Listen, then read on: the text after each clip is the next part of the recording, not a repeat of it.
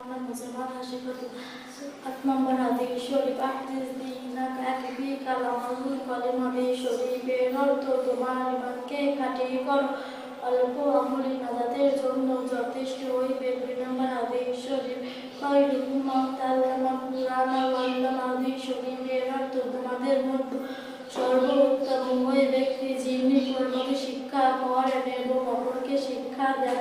3 নম্বর হাদিস শরীফ তলাবুল ইলমি ফারিদাতুন আলা কুল্লি মুসলিম হাদিস শরীফের অর্থ ইলম শিক্ষা করা প্রত্যেক মুসলমানের উপর ফরজ। 4 নম্বর হাদিস শরীফ আসসালাতু সাতরুল ঈমান হাদিস শরীফের অর্থ উর্দুতে মনে হয় 5 নম্বর হাদিস শরীফ আসসালাতু মিফতাহুল জান্নাত হাদিস শরীফের অর্থ নামাজ ফেরেশতাদের চাবি। 6 নম্বর হাদিস শরীফ আউয়ালু মা ইয়াহসাবু বিল আবদু ইয়াউমাল কিয়ামাতিস সালাহ হাদিস শরীফের অর্থ কিয়ামতের দিন সর্বপ্রথম নামাজের হিসাব হইবে।